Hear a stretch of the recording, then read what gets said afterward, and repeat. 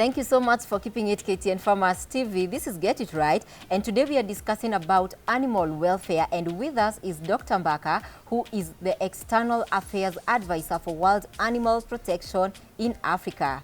So before we went for our break, we were talking about the importance of the animal welfare in relation to public health. Take it up from there. Yes, thank you, Susan, for asking that question. You see,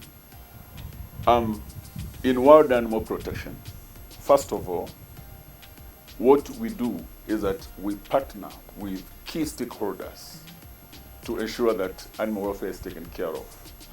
Our driving force, our philosophy is that you take care of society through protecting animals. And considering, if you look at the environment in Africa generally, where poverty levels are high, where a lot of governments don't have sufficient resources to invest in animal welfare, if you want to call it that. What you find there is that we believe, and also the animal welfare strategy for Africa says that we need to have narratives that are Africa-centric. What are we talking about here? When we're telling the farmers, take care of your animals, we show them the benefits. So then the farmer is doing this because he can see the benefits. When you tell the government, put in laws and policies that are good for animal welfare, the idea here is that we must be able to show evidence to the government and persuade the government it is for the good of the citizens. Yes. Remember that the government is the watchdog for the welfare of the citizens, the public. And therefore now, coming from that background, we also look at that, the key, the reason we keep animals, the beneficiaries are, ultimate beneficiaries are the consumers. Yes. So it becomes imperative that the consumers see why they should be concerned about animal welfare. And that's why you see the movements you hear in Europe, the movements you hear in the developed world about animal welfare. It is the consumers, it is the people who are pushing government and the industry and any value chain player to ensure that animal welfare is taken care of, because they have been sensitized to know that you ignore animals, you are actually endangering our welfare. So now that brings me back to the question you asked about health. Yes. There is a direct link between animal health and human health. About 70% of the diseases that affect us human beings, they are the same microorganisms, or they are related microorganisms causing disease in animals. Therefore, when we do not take care of the animals are stressed, and therefore there is immunosuppression, and so the animals become sick more frequently. Now, some of those germs that those animals are having will cross over to us and cause disease to us. Okay. Direct link to veterinary public health. Once again, remember that when these animals are immunosuppressed and they require medication, veterinary medicines, you keep on calling the veterinary doctor, or you go to the shop to buy the products. It's illegal to buy those products anyway. Yourself as a farmer, it is you should ask the vet to go get the medicine to come and treat your animals for you. You don't go buy those dollars. So now, what we're saying here is that you call the vet frequently because your animal is usually sick because of the stressful environment, and the farmer advises you, the vet advises you, keep your animals in a good environment, you disregard that. Yes. Because either you don't want to incur the cost, or because you do not know the risks, or because you know that with the antibiotics you fix it, and therefore you will be okay. Now, the challenge comes this way. When you use veterinary medicines in animals frequently, you get now the pathogens, the germs, now starting out developing what we call antimicrobial resistance. They resist against those drugs, the veterinary medicines you use. Those drugs, those antibiotics, those pathogens which are resisting this disease are the same ones that are going to cross over to human beings. So it is not working in animals. We use the same medicines used in animals in human beings. For your information, tetracycline, the one used in a cow, in a dog, in an elephant, is the same one we're using in human beings. Okay. Therefore, it is imperative that we protect animals so they don't get sick so often, so they don't require medicine so often, and therefore now we are taking care of our own health. The third thing also you need to remember is that when we treat these animals, the medicine is given by mouth or by injection. It goes into the tissues, because that is where the germs are causing problems. Those drugs, the dosage is such that it is not going to harm the animal, if it is done by the vet, by somebody who understands what he's doing. Point number one. Point number two, All medicines are harmful. The difference is the dosage. Okay. Now, the way these medicines are done is that you treat an animal which is sick, they do their work, and then gradually through the liver, through the kidneys, the drugs, through sweat, those drugs are removed, and also through breathing.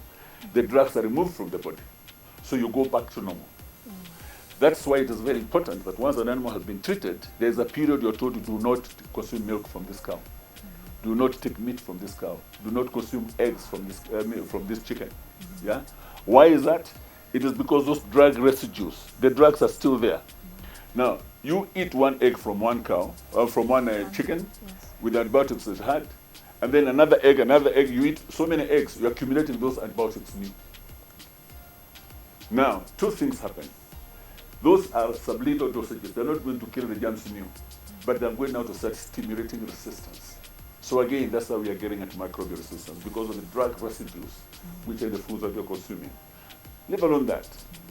Animals don't live a very long life. Yes. Some of those drugs, if you're accumulating them in your body, they could contribute ultimately to cancer. They can contribute to any sort of disease.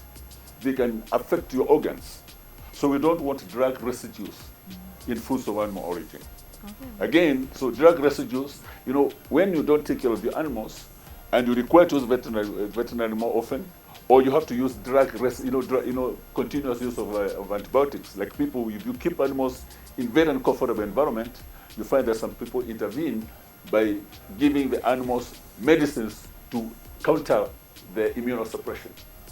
So when you're giving those animals those medicines consistently, what is happening is that you're exposing the consumers to drugs consistently and all those other challenges. So therefore you find that there is a direct link between animal health, originating from animal welfare, with human health. Okay. We call it public health. And how does this also affect the environment?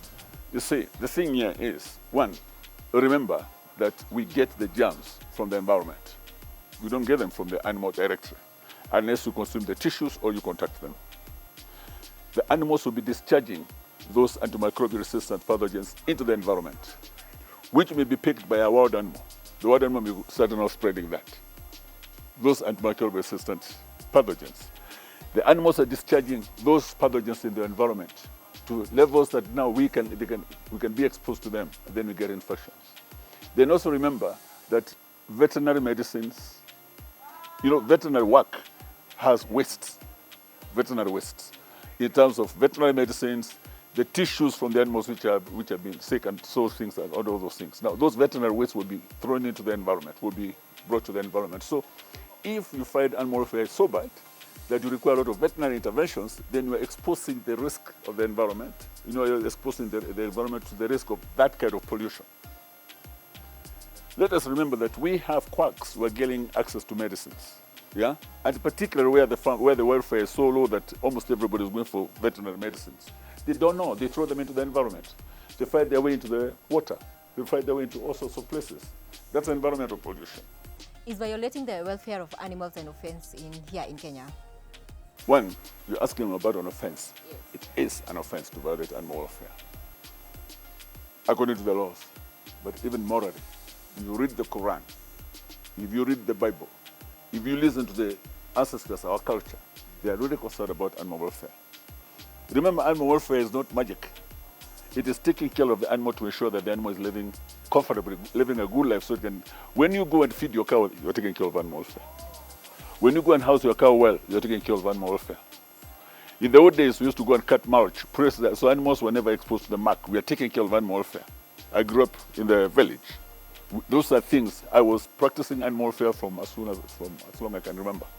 But those days, I thought I was just working in the farm. Now, from the knowledge of animal welfare, I know that was very good welfare. The only challenge that was lacking there is that we were not conscious that when you ignore the animal to feed it well, when the animal is living uncomfortably, when you're beating the animal very hard because you don't like it, when you take away the calf, when you t-shirt the animals, when you do all those things, we were not realizing the other aspect of the stress to these animals. Now, to come directly to your question, it is an offense. We have what we call the CAP 360, the Prevention of Cruelty to Animals Act. CAP 360 criminalizes that in section 360, in section 3.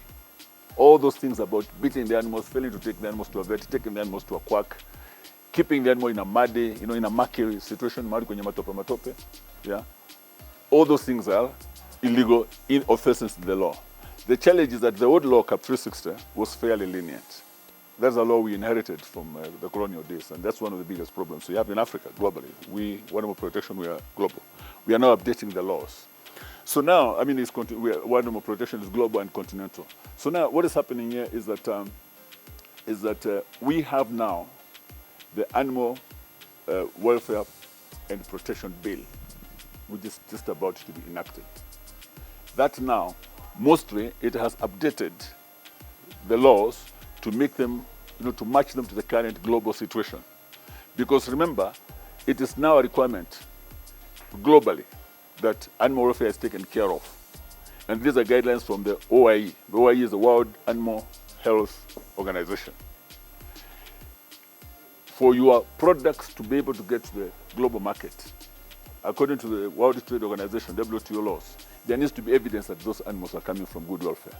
It means that if you do not comply, we are going to be locked out as Kenya from the global markets because of animal welfare issues. So the new law is more aligned to one's OIE requirements and other factors to do with the law, so as to ensure that people comply.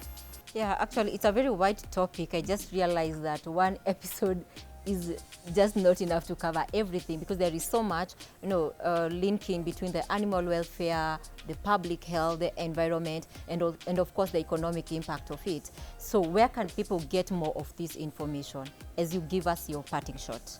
First of all, you can Google WORLD, as in global, WORLD, not WILD, but WORLD, World Animal Protection. We are available to give you guidance anytime. Yeah, our offices are in West Side Towers, 9th floor in Westlands, and we are online. We are easily accessible. We have a very good communications team, which does a lot to try to inform the people. We are working very closely with the industry. Again, I say it is vanity to invest in animals without taking care of animal welfare, because as you can see, the things we're talking about are affecting posterity. They're affecting the future. Sustainable environments requires sustainable biodiversity, and that biodiversity includes the animals and the welfare of the animals. And that's the only way we can have our own welfare. If we take care of the environment and we take care of animals, then our posterity is secure. So thank you so much. That was very, very insightful and very enlightening. And there are so many things people don't know about animal welfare, but I believe you've shed some light in some of these areas. So thank you so much. You've heard it from Dr. Mbaka. What he said is that it is vanity to put so much investment in your livestock if you cannot really take care of it, because productivity will be low and disappointing to you. So join us again next time for another insightful episode. From us right now is goodbye.